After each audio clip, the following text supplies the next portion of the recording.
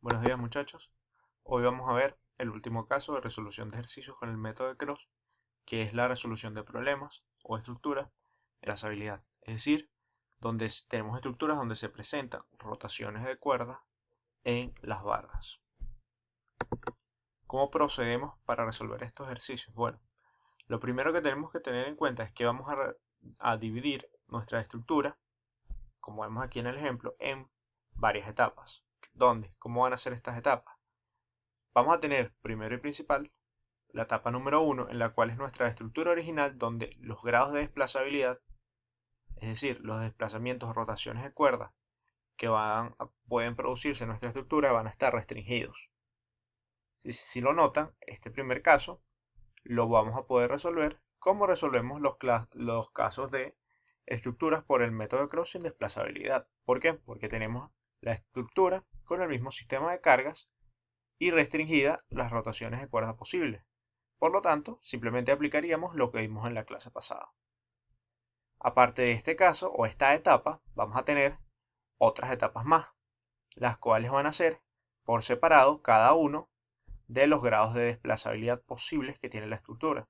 Como vemos en este ejemplo, tenemos un caso 2, donde tenemos la desplazabilidad de la barra, la desplazabilidad donde se traslada horizontalmente la barra CD, y un caso 3 donde tenemos la desplazabilidad que se traslada horizontalmente la barra BF. ¿Sí? Entonces, básicamente lo que estamos diciendo es que vamos a dividir nuestra estructura en varias etapas. ¿Cuántas etapas? La cantidad de grados de libertad o grados de desplazabilidad más 1. Eso significa que para nosotros poder calcular o para determinar los momentos finales en los extremos de las barras, que es lo que queremos saber siempre, vamos a tener que sumar los momentos en cada una de nuestras etapas. Como vemos aquí, momento en la etapa 1 más el momento en la etapa 2 más el momento en la etapa 3 nos va a dar el momento final en la barra. Ahora, ¿cómo se trabaja eso? Bueno, ya dijimos que para la primera etapa simplemente lo calculábamos como vimos en la clase pasada, porque era una estructura a través del método de Cross sin desplazabilidad. Ahora, ¿qué sabemos de las otras etapas? Bueno, si bien recuerdan, cuando trabajábamos por el método de las rotaciones y tenemos grados de desplazabilidad, recordamos que las rotaciones de cuerda lo que nos están generando son incógnitas en nuestro sistema. Entonces, como vemos aquí, vamos a tener una cantidad de incógnitas igual a la cantidad de grados de desplazabilidad que tiene nuestra estructura. ¿Sí? Y ahora la pregunta que nos tenemos que hacer es, ¿cómo vamos a calcular esas otras etapas? Las etapas que dependen del grado de desplazabilidad. Bueno, ¿qué ocurre? Para ello, vamos a aplicar lo que siempre hemos aplicado en todos nuestros métodos de los desplazamientos, que es nuestra ecuación fundamental de deformación angular. Entonces, si recordamos nuestra ecuación fundamental de deformación angular, para el caso o las etapas que solo tienen desplazabilidad en la estructura, notamos que primero que nada no tenemos ninguna carga sobre las barras, no tenemos ninguna carga sobre las barras. ¿Por qué? Porque las cargas sobre las barras las colocamos en la primera etapa. Por lo tanto, no se van a presentar ningún momento de empotramiento en las etapas que dependen de la desplazabilidad.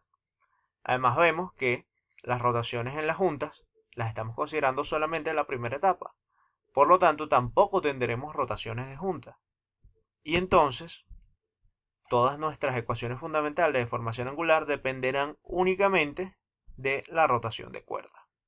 Es decir que, como estamos diciendo, van a depender de nuestra incógnita, lo que desconocemos, la rotación de cuerda. Y quedarían de esta forma. Menos la rigidez multiplicado por 1 más el factor de transporte en el caso bien potrado, y en el caso empotrado articulado, menos la rigidez por 1 menos el factor de transporte de I a J por el factor de transporte de JI por nuestra incógnita. ¿Qué ocurre? Si el miembro es de sección constante, sabemos que esto es simplemente menos 6 EKR por phi para el caso bien potrado y menos 3 EKR por phi para el caso empotrado articulado. Bastante sencillo. Ahora, ¿para qué nos sirven estas ecuaciones? Bueno, porque para aplicar nuestro método de Cross, lo que vamos a tener que hacer es escribir nuestras ecuaciones en función de la incógnita, y estas ecuaciones lo que nos están dando son los momentos primarios, lo que llamaríamos los momentos primarios en cada una de las etapas. ¿Qué quiere decir eso? Que para nosotros aplicar la metodología de Cross en la etapa 2 o en la etapa 3, lo que haremos es determinar esos momentos en función de la rotación de cuerda que se produzca en cada uno de sus grados de desplazabilidad y establecer un cierto parámetro. Es decir, un parámetro que nos permita calcularlo a través del proceso iterativo de las tablas. Ya lo veremos más adelante cómo se determina esto, cómo se hace esto de forma práctica. Ahora, ¿qué ocurre? Una vez que hayamos obtenido los momentos en cada una de las etapas, es decir, momento en la etapa 1, en la etapa 2 y en la etapa 3, sabemos que los momentos en las etapas subsiguientes, es decir, en las etapas que dependen de nuestro grado de desplazabilidad, van a estar en función de incógnitas. Por lo tanto, tendremos que establecer sistemas de ecuaciones para poder resolverlo.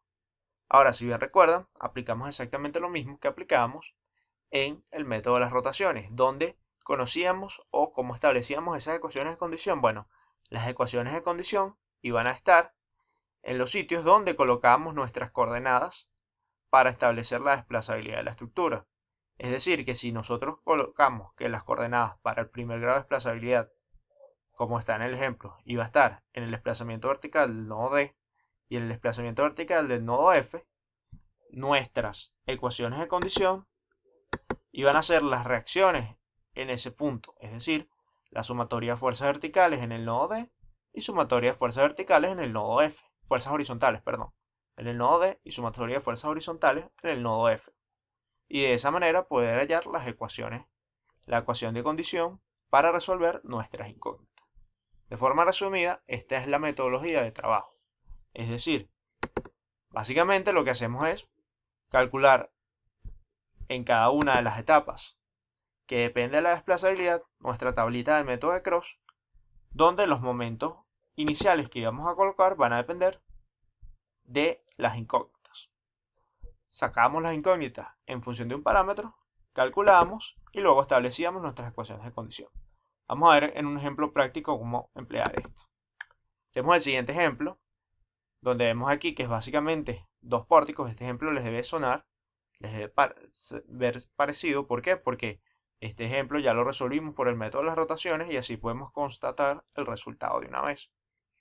Entonces, aquí nos dice determinar los diagramas de momento a través del método de Cross, teniendo una precisión de aproximadamente 0,5 kilogramos por metro. Es decir, simplemente el primer decimal. Entonces, ¿qué es lo primero que vamos a establecer? Bueno, primero vamos a establecer el número de incógnitas y el número de etapas que tenemos que resolver. Entonces, ¿qué hemos dicho? El número de incógnitas que vamos a tener va a ser simplemente el número de grados de desplazabilidad de la estructura. Si bien recuerdan, cuando resolvimos el ejercicio por el método de las rotaciones, hicimos esto, digamos, un poco más detallado, pero tenemos estos dos casos de desplazabilidad. Esta rotación o de la desplazabilidad que colocamos dándole un desplazamiento horizontal al nodo B, y el otro caso de desplazabilidad iba a ser el desplazamiento horizontal del nodo D. Entonces, sabemos que esos dos grados de desplazabilidad nos van a producir dos incógnitas que vamos a establecer en función de dos parámetros, alfa y beta, uno para cada grado de desplazabilidad. Y ahora, lo que debemos saber es cuál es el número de etapas que vamos a resolver. Bueno, como acabo de decir, el número de etapas va a ser 1 más el número de incógnitas o 1 más el número de grado de desplazabilidad. Es decir, vamos a tener que resolver tres etapas. Vamos a tener que aplicar el método de Cross o la tablita esa del método de Cross tres veces. Una para la estructura sin desplazabilidad, otra para el primer grado de desplazabilidad y otra para el segundo grado de desplazabilidad. Entonces, vamos a verlo. Antes de aplicar cualquier tabla o empezar propiamente el método de Cross, vamos a determinar cuáles son los factores de la estructura, es decir, si bien recuerdan, los factores que debemos conocer para poder aplicar el método de Cross, que son, en primer lugar, la rigidez de cada una de las barras. Recordamos que la rigidez de una barra en biempotrada es 4 EKR. Entonces, en el caso de las barras verticales, recordamos que tienen 3 EKR y en las barras inclinadas va a ser simplemente EKR. Por eso es que vemos aquí que en el caso de la barra AB es 12 EKR y en la barra BC es 4 EKR. Además aprovechamos que estamos calculando las rigideces para calcular la sumatoria de las rigideces de las barras que llegan al nodo. Una vez teniendo las rigideces y la sumatoria de las barras de las rigideces que llegan al nodo, calculamos el factor de distribución. Vemos que, si bien recuerdan, el factor de distribución es ese factor que nos dice que cuando nosotros aplicamos un momento en el nodo, qué momento se está generando en los extremos de las barras que llegan a ese nodo. Y se calcula como la rigidez de la barra que llega al nodo entre la sumatoria de todas las rigideces de las barras que llegan al nodo. Finalmente, calculamos el factor de transporte, que es simplemente el número, el factor, que al multiplicar el momento en el extremo de una barra nos da el momento que produce en el extremo contrario. Y recordamos que para miembros prismáticos es simplemente 0,5. El único caso especial o particular que tenemos es en el caso del factor de transporte de EAF, ya que de EAF tenemos una articulación. Por lo tanto, si colocamos un momento aquí, no se va a producir ningún momento en el extremo opuesto de la barra. Por eso es que el factor de transporte en ese caso es 0. Ya teniendo nuestros factores, ahora vamos a resolver la primera etapa. Si bien recordamos, para la etapa 1, lo que tenemos es la estructura original con el sistema de cargas originales, ¿sí? Y la única particularidad es que está restringido los grados de desplazabilidad de la estructura. Por lo tanto, al tener la estructura original con el sistema de cargas originales, lo que vamos a hacer es determinar momentos de empotramiento perfecto. Si bien recuerdan, cuando resolvimos este ejercicio un poco más detallado por el método de rotaciones, calculábamos los momentos de empotramiento perfecto y nos daban que solamente la barra EF era la que estaba cargada y el momento de empotramiento de E hacia F daba 6.300 kilogramos por metro y de F a E, al ser una articulación, que quedaba igual al momento aplicado en él, es decir, 3.000 kilogramos fuerza. Ahora vamos a empezar con nuestro proceso del método de Cross aplicando lo que es el primer ciclo de iteración. La secuencia que vamos a seguir es liberando los nodos de B a C, a D, a E, y luego devolviéndonos de E a D, a C, a B. Es decir, vamos a seguir una secuencia alfabética para resolver el método, para aplicar el método de Cross. Entonces, en el primer ciclo, liberamos el nodo B. Si bien recuerdan, o si observan el ejercicio, sabemos que en B hay un momento aplicado de 2.000 kilogramos fuerza en sentido positivo. Entonces, lo primero que hacemos es calcular el momento de fijación. Y el momento de fijación es la sumatoria de los momentos de empotramiento perfecto o en general de los momentos en los extremos de las barras que llegan al nodo B menos el momento aplicado en B. Por lo tanto, el momento de fijación en B para este primer ciclo es menos 2.000 kilogramos por metro.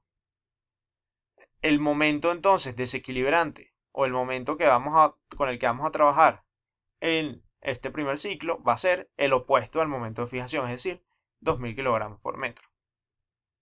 Por eso, nosotros vamos a, teniendo este momento en el nodo B, que es el contrario del momento de fijación, es decir, momento de fijación por menos 1, lo que hacemos es multiplicarlo por el respectivo factor de distribución, y esto nos va a dar los momentos en los extremos de las barras producto de este momento de 2.000 kilogramos fuerza.